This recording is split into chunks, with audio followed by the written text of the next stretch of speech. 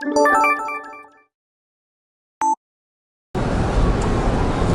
going on? My name is Anthony Darst, aka Anthony D. I am an Uber driver, and I'm just here to talk to you a little bit about what it's like to drive for Uber. It's pretty cool, man. I started about 10 days ago. Me as a driver, the first thing I did was I tried to go online and start researching what other drivers are saying about driving for Uber. So I thought I'd post a video real quick about what I think it's like. So when I started, I filled out the application, and that required me to pass, I think it was 5 background checks, 3 federal, a state, a county, a sex offender. I had to pass a driving record test. They look back 7 years, whereas Lyft, they look back a little further apparently, because I had a minor when I was 19 and they said I can't drive because of it. But I do have a clean driving record since. Anyway, so yeah, I did all that, and then I had to pass a 50-point inspection for my vehicle, which has to be a 2005 or newer with 4 doors. So I went to Bobby and Steve's and I did that.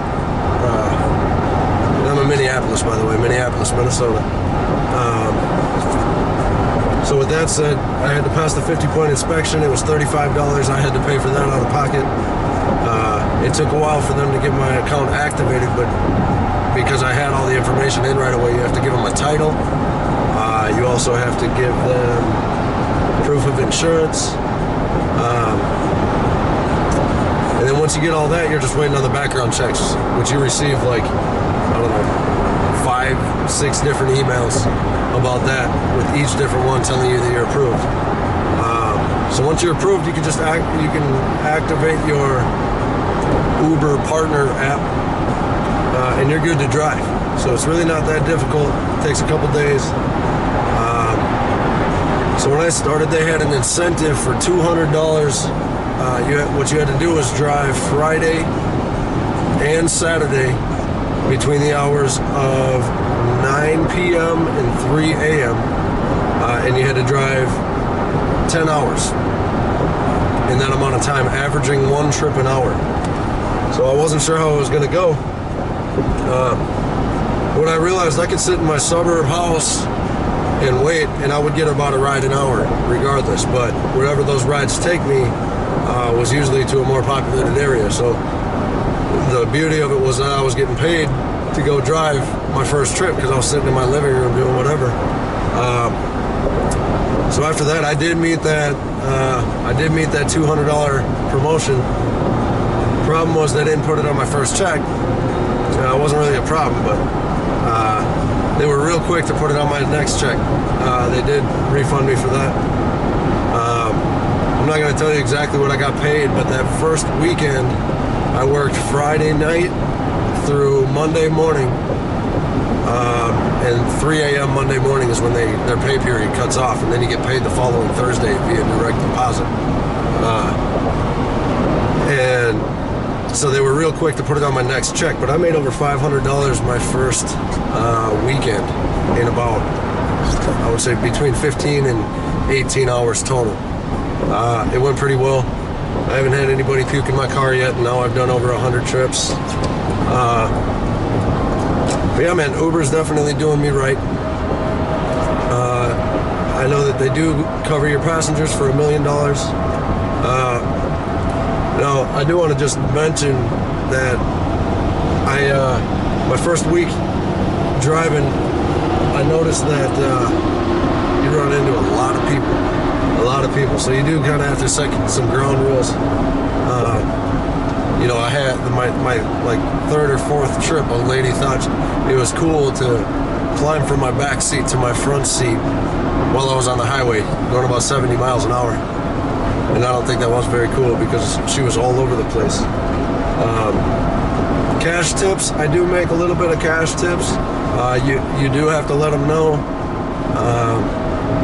You do have to let them know that tips are not necessary. That Uber is completely cashless. Another thing that I did was I looked at my local gas station with a car wash, Super America. I signed up for the ultimate car wash, $25 I think, and it runs you through as many times as you want a month. So I do it every day before I get started. I get my gas, fill it up. Gas is another thing. I drive a Trailblazer, and I average, I would say, 15 miles to the gallon. And over my this last week, the last 7 days, I spent about $2.80 in gas. So that does come off of it.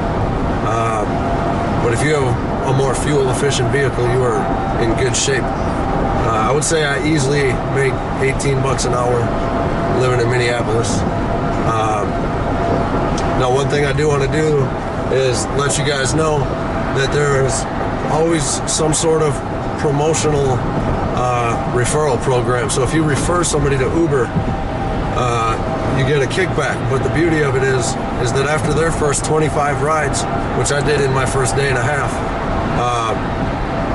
you get an incentive on your next check. So you can do that on your first check. Right now, I think anybody I refer, they hit 25 rides and they get $100. So I would definitely say it's a good side hustle. You are self-employed, you do pay your own taxes, but you also get to write everything off. So I write off my phones, I write off my gas, I write off my car payment, a portion of my rent because I use it as a home office. My food that I eat when I'm on the job, I write it all off. So that's the beauty of it. There was something else I was going to mention.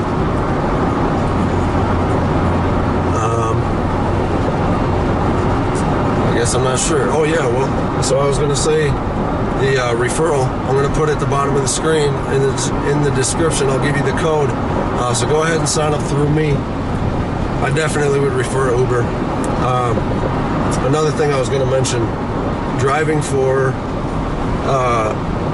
Uber was a lot easier than getting approved for Lyft. I know I did mention that, but I do want to drive for both of them, because if I could just double up my fares and have two running at the same time,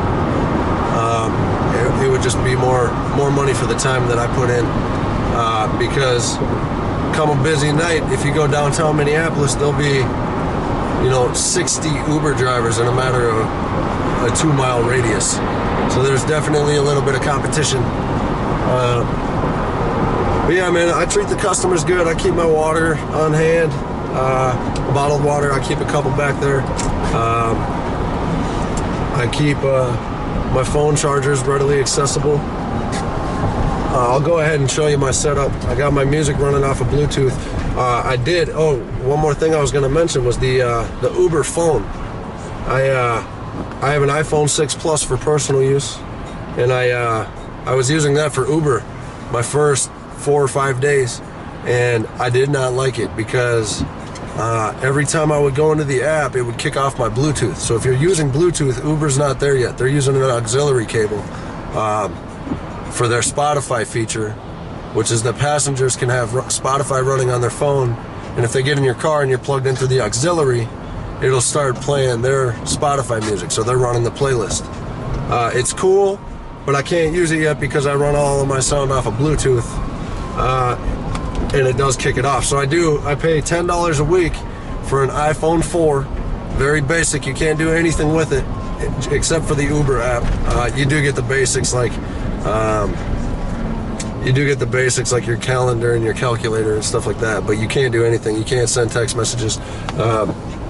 One last thing I want to touch base on is, I didn't really think about it when I started, but it was very quick to teach you a lesson, is if you try to text your Uber number, it sends it from a completely generic number to them, and then if they text you back, it goes to an Uber number that you have. So, for example, in my phone, I have my 651-555-1234 number in as my Uber phone. So, if anybody contacts me while I'm on the clock or while I'm giving them a ride, it will essentially send me a text to my Uber number, not my personal number. My personal number is not involved at all. And with that said, it's interesting because if you actually try to send a text to somebody and expect a response back on your personal phone, it won't happen.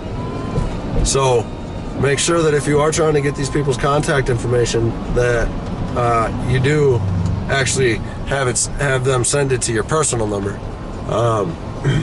if that's the case. But yeah, I would say it's a networking powerhouse. It allows me to work when I want to. I make my own hours. I got a couple kids. I get to work on my own business during the day. I get to make an extra, $20 an hour at night. And I get to meet all kinds of people. Not all of them are drunk messes. There's a few. But yeah, it's definitely manageable. And I would say if you have the time and you have the vehicle and it's in proper shape, I would say definitely take care of some of these people, because you're their safe ride. You're responsible for them, and in essence, they're willing to pay a lot cheaper than a cab fare to roll with you. So, hats off to Uber. I appreciate the opportunity to work for myself and make the money. I quit my day job that I was making $12 to $15 an hour for Uber, and I enjoy it thoroughly. So, you guys have a good day, night, whatever. Uber on. Hey, one more thing I did want to mention is that when you're driving and you got to park, let me rephrase. When you're driving and you drop somebody off, don't go chasing the business. Don't go chasing the surges unless you just happen to be in the area, because if you go chasing business, you don't get as many pings, I think they call, your calls. But yeah, I wanted to point out here, my setup is in my car. I got my Uber phone right here, and if I want to turn that on, I just go online, it turns it on, and then I'm live, so I could get a call right there. Now, if I go right here, this is how you refer people. So that's how you can get your extra money on your paycheck real quick. Now, another thing is rider music is not connected, right? So that's auxiliary only. I don't know if you can see that. And then over here, I got my little Bluetooth. Here's my microphone. Then I got this, and I use this for Uber. I use it for, I'll pull up the regular Uber app, and then I'll look and see how many people are around me. So right now, it's pretty spread out. You can zoom in here. I'm in Burnsville right now. If you go to Minneapolis, let's see here. You go down here at night, and you'll have more Uber drivers than you know what to do with. So, what I do is if I'm somewhere where there's a lot of drivers, I might drive south half a mile and make sure there's nobody around, and then that way I'm covering this whole area. So that helps me a lot. I pull that up, and then the other thing I use is Waze.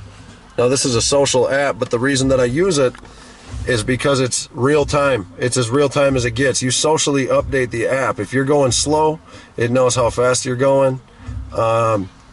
If there's a police, or if there's a cop on the side of the road, you can go ahead and flag it right here. Boom. Police, hidden or visible. And so it's all laid out for you, and it's very easy to navigate. The Uber navigation, on the other hand, is kind of like dealing with Apple when it came out. Very hard to deal with. Sometimes it's way off. Sometimes, even if I try to go to the airport, it's 2 miles away. So I'm always using the Waze. But anyways, that's all I got for you. I hope you guys enjoyed the video and learned something. Have a good night and enjoy driving for Uber. go ahead and hit me up for that extra money. Share that app, or share that link. That's gonna hook you guys up. So let me know if you run into any issues with that. I'll make sure you get paid. All right, guys. See you later.